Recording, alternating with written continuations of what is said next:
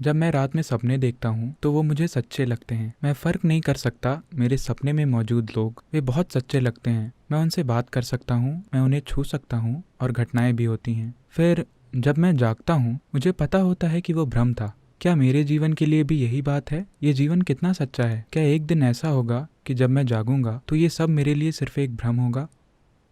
The problem is you're reading bits and pieces of Zen. समस्या यह है कि आप ज़ेन को टुकड़ों में पढ़ रहे हैं। ठीक है, ज़ेन के टुकड़े खतरनाक हैं। किसी भी चीज़ के टुकड़े खतरनाक होते हैं। अब आप जो कह रहे हैं वो एक तरह से सच है, क्योंकि आपके जीवन का 99% हिस्सा सिर्फ विचार और भावना है।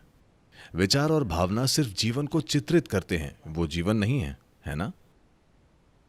जब 99% समय आप केवल जीवन के बारे में सोच रहे हैं, भावना भी एक तरह का विचार ही है, एक रसीला विचार है ना?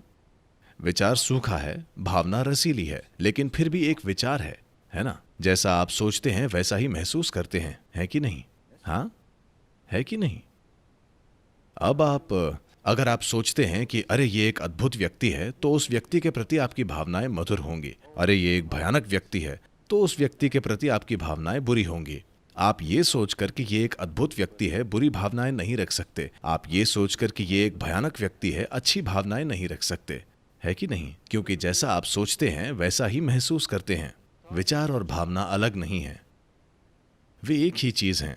वे सिर्फ विचार हैं, एक सूखा है, दूसरा रसीला है।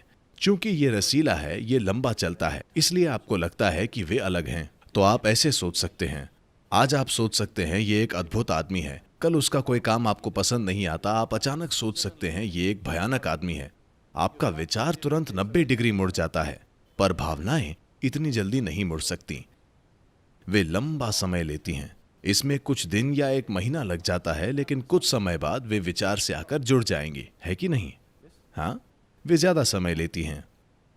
भावनाएं तुरंत नहीं मुड़ेंगी, इसीलिए आपको लगता है कि वे अलग हैं। वे अलग नहीं हैं, वे एक ही हैं। ये सिर्फ विचार हैं, एक सूखा है, दूसरा रसीला है। तो आपका पूरा जीवन सिर्फ विचार और भावना है, तो ये एक सपने की तरह ही है। ये है। तो अब आप ज़ेन पढ़ रहे हैं, तो आप चांग त्सू को जानते होंगे, जिन्होंने एक बार ऐसा किया था। चांग त्सू एक महान ज़ेन मास्टर थे।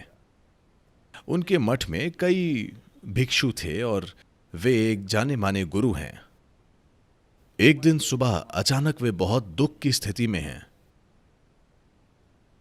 तो जब उन्होंने गुरु को दुख में देखा तो हर कोई घबरा गया। गुरु दुख में हैं तो वाकई कुछ बुरा हुआ होगा, क्योंकि वे हमेशा खुश और अच्छे रहते हैं। तो सबसे वरिष्ठ भिक्षु धीरे धीरे उनके पास पहुंचे और उन्होंने पूछा, मास्टर क्या हुआ?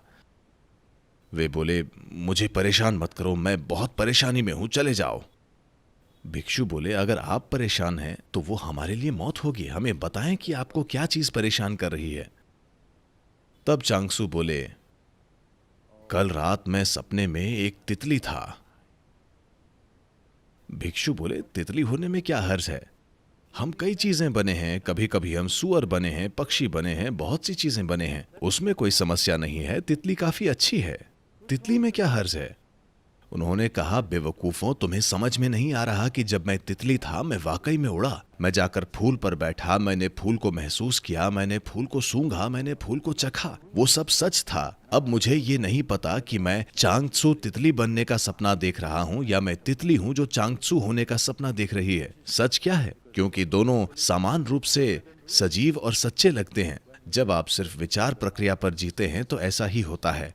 वे अपने भिक्षुओं को आध्यात्मिकता की बेहोशी से बाहर निकालने के लिए इसका एक विधि के रूप में उपयोग कर रहे हैं, क्योंकि लोग सूत्र और ये और वो पढ़ रहे हैं। उन्हें लगता है कि वे जो पढ़ते और सोचते हैं वही आध्यात्मिकता है, तो वे उनके मानसिक ढांचे को तोड़ने की कोशिश कर रहे हैं ताकि वे अस्तित्व से जुड़ जाएं। अगर आप जीवन का अनुभव कर रहे हैं, जीवन, विचार नहीं, भावना नहीं, जीवन, अगर आप जीवन का अनुभव कर रहे हैं तो ऐसा सवाल नहीं उठेगा।